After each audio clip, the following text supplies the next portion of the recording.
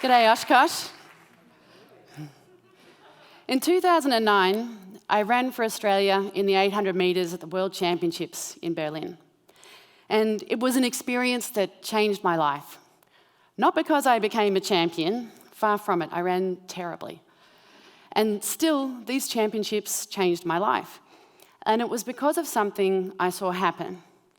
I saw an 18-year-old woman, South African, black, from a rural village, competing at her first global competition. I ran against her in the first round, and I saw her go on to win the women's 800 metres and become the first black South African woman to win gold at the World Championships. And I saw a full stadium respond to that victory with near silence. Some clapping, to be sure, but the murmuring in the crowd was louder. That athlete was Caster Semenya. Why this reaction? Well, on the eve of the final, the international governing body for the sport of track and field, now known as World Athletics, announced to the world that they were going to conduct investigations into Semenya's biological makeup because they weren't convinced that she ought to be competing in the female athlete category. On the eve of the final, they did that. I mean, imagine that. Semenya was 18 years old, and a panel of majority white European men was calling her victory into question before it had even happened. I've now been following Semenya's story for over 10 years. It is a story of incomparable scrutiny and double standards. Consider, for example, the Olympic Games in Rio in 2016, where Semenya won gold before a divided stadium. Her and the two other medalists in the women's 800 metres, all of them sub-Saharan African women, were accused of being too dominant. What is so interesting about that reaction is that there were various other outstanding women athletes that were also creating waves at those Olympics. Amongst them, the great American swimmer, Katie Ledecky. Ledecky won by a greater relative margin than Semenya in all of her events, including her weakest, the 200-metre freestyle. Ledecky's dominance was widely celebrated as exemplifying women's athletic excellence. She took home 4 gold medals and 2 world records. Semenya has no world records to her name. We have a puzzle on our hands then, and it's one that I've revisited again and again, in part as part of my research as a sociologist, but also because I'm a female athlete myself. And many times I've asked myself, why do we police the boundaries of the female athlete category in this way? Why is it such a fraught exercise? How does it harm the women affected? And does it need to be this way? And I'm going to put to you that no, I don't think it does. And in fact, women may have more to gain by focusing on making sport both equitable and inclusive, rather than by trying to pit these two goals against one another. Let's take a step back here. Do women have genuine grievances when it comes to their position in sport? Absolutely. We know that women athletes have fewer professional playing opportunities, lesser pay, fewer sponsors, less media coverage, stereotypical media coverage, sexist uniform regulations, and they also face higher rates of sexual harassment and abuse. In the US context, they face incomplete implementation of Title IX. The Women's Sports Foundation has shown that for youth sport in the US, boys get over 1 million more playing opportunities than girls. Girls drop out of sport at a higher rate, and there are many more girls than boys who've never played sport at all. And disparities like these are more pronounced again amongst women and girls who face barriers related to class or racial discrimination. Is the picture any better at the international level? Well, in the Olympic movement, gender equity on the playing field has at least improved numerically. So at the Tokyo Olympic Games, for example, in 2021, women were very nearly half of the participating athletes. But then there is the marked underrepresentation of women in positions of leadership and coaching, so off-the-field positions. Within the International Olympic Committee, or IOC, women constitute just over a third of IOC members, and that already exceeds the IOC's rather unambitious goal of 30% for women in leadership positions.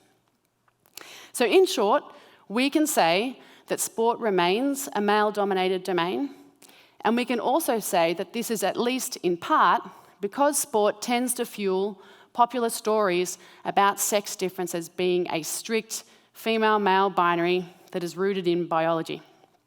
Now, for a very long time, I saw no problem with thinking that women's bodies were one way and men's were another.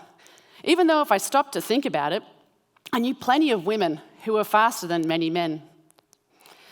But even in Berlin, in 2009, when I witnessed what unfolded there, I never stopped to think that perhaps there was something troubling about the way that Semenya was being treated. The people around me were speculating that Semenya had testosterone levels that exceeded what was deemed to be normal for female athletes, not because she was doping, but because of natural variations in her sex-linked traits, what some clinicians might refer to as intersex, or a person whose anatomy doesn't fit neatly into the boxes of female or male. I assumed that the implications of this were obvious. Testosterone determines athletic ability, and testosterone determines female-male difference. Therefore, high testosterone in women's sport equals unfair advantage. Case closed, right? Well, not exactly. But it took me moving to the US to do my PhD in sociology at the University of Wisconsin-Madison to learn that defining the boundaries of the female athlete category are not as simple as choosing a singular trait like testosterone and nominating an upper limit. Nor does some other trait, like chromosomes, offer us a straightforward answer. I can remember a book that I read as part of a second-year course that I took in feminist theory that opened with the story of a Spanish hurdler, Maria Jose Martinez Patiño, who was banned from competing in the 1986 Olympics because she failed the chromosome test that was in place at the time. Patiño fought that ban, and she ended up having her right to compete reinstated because she was able to show that chromosomes don't determine your ability as an athlete. Reading this story was actually the first time I realised that there was this much longer history of efforts to police the boundaries of the female athlete category. So even after Berlin, I didn't realise that this was part of the history of my sport. And that tells you something about the extent to which the existence of these practices has been ignored. It's a history that dates back to the late 1960s, when there were compulsory examinations of women's genitalia, what were known at the time as nude parades. And at every step of the way, we've seen science come up short, unable to offer a singular, decisive answer to the question of what defines a female athlete. Now, I know what some of you might be thinking. Surely, in the case of testosterone, there are things we know about its relationship to athletic ability and to sex difference. Turns out that this is a pretty complex molecule. So it's not, for example, the male hormone, as some people might have you believe. It also occurs in women's bodies and is just as important to their healthy functioning. We know that artificially elevated testosterone, i.e. from doping, doesn't necessarily have the same effects on the body as naturally occurring testosterone. We also know that there exist elite male athletes competing at the top international level who have testosterone levels in what some sports governing bodies consider to be the female range. So if testosterone was so decisive to athletic ability and to sex difference, how could it be that there are elite male athletes with testosterone in the so-called female range? Clearly, the picture is more complex than some of us might have thought. Even World Athletics, which has committed considerable time and energy in recent years into trying to establish the performance-enhancing effects of naturally occurring testosterone, has had a hard time doing so. In no women's event have they been able to show that women who have naturally elevated testosterone enjoy a male-like advantage. In fact, in very few events have they been able to show any correlation at all between testosterone levels and women's athletic performance. So again, the picture is more complex than some of us might have thought. So in short, there are many questions that we can ask about a scientific approach to defining the boundaries of the female athlete category. But I'm going to put to you that this is not, in fact, a scientific question. Or at the very least, it's not one that can be reduced to science alone. So what else might we need to consider when deciding who belongs in women's sport? It's critically important to recognise that the vast majority of women known to have been impacted in recent years by these regulations that limit naturally occurring testosterone are women of colour from global South nations. The reasons appear to be a combination of global variation in the medical response to intersex traits, but also a willingness on the part of the international track and field community to subject women of colour from the global South to this kind of scrutiny. Some of the women who've been accused of having an unfair advantage have undergone unnecessary and irreversible surgeries that are going to have lifelong consequences for their health. It's also leading to women and girls in certain parts of the world deciding not to pursue elite performance in the sport of track and field because they're afraid of what they're going to be accused of. To me, any regulations that from the outset are disproportionately affecting women from certain regions of the world should surely already be raising red flags for us. But the fact that these regulations are also disproportionately turning certain women away from even participating in sport prompts me to ask, on what grounds are these even good for women's sport? They're not only creating harms, this kind of exclusionary approach is also creating missed opportunities. In 2018, I had the opportunity to travel to Botswana to participate in an international women in sport conference and to share my story about my journey from being someone who was willing to exclude women like Caster Semenya to someone who today sees it as very much in the interests of women's sport to ask hard questions about these kinds of exclusionary policies. As it turned out, Semenya was a guest speaker at this conference, and I got to see the opposite reaction to her to what I had seen in Berlin nearly 10 years earlier. Semenya was the superstar of this conference. People were climbing over one another to try to get a selfie with her.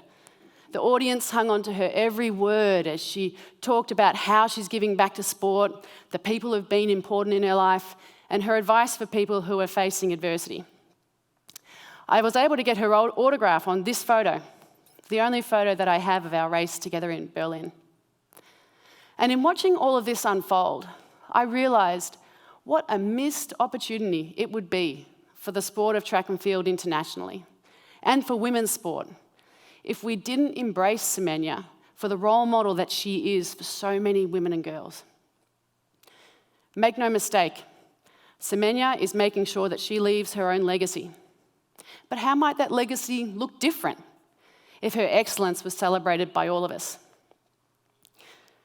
There could be turbulent times ahead for women's sport.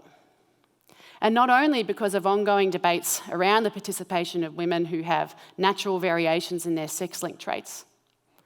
In the US context, it's hard to miss the parallel debates that are unfolding around the sports participation of trans women, or women whose gender identity doesn't align with the sex category that they were assigned at birth.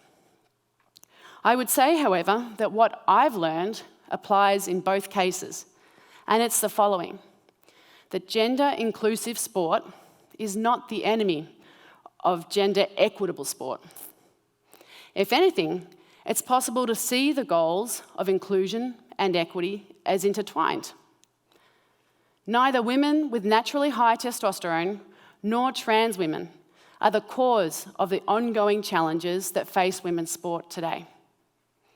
How then might such women be recognised as allies in the fight to challenge women's lesser place in sport, to defy restrictive gender stereotypes, to embrace women's diversity, and to overhaul the structures and the practices that continue to associate sport first and foremost with men and masculinity? What kinds of experiences could we create to help us to see our common ground rather than allowing ourselves to be divided and conquered? To me, this is the road less travelled for women's sport, the one that might make all the difference, and at the very least, one that is worth opening our hearts and our minds to. Thank you, Oshkosh.